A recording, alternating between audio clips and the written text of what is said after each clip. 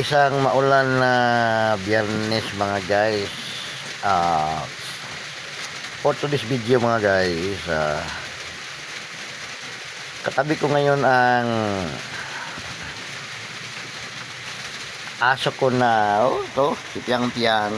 Tingnan mo naman yan, katabi ko ngayon matulog. Ayan, kasi maulan kaya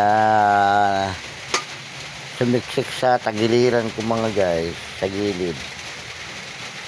At ano ba mga guys, yung aso namin mga guys, pag pinapakain mo ng gulay, ayaw kumain.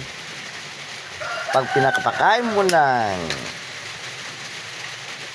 isda mga guys na kinuha or anumang klaseng luto, yun kakain. Mas lalo na yung biplop mga guys, nako, napakatindi kumain daw mga guys. Totoo, walang halong biro to mga guys, kasi na obserbahan ko na talaga mga guys. Ganito talaga ang aso namin. Pero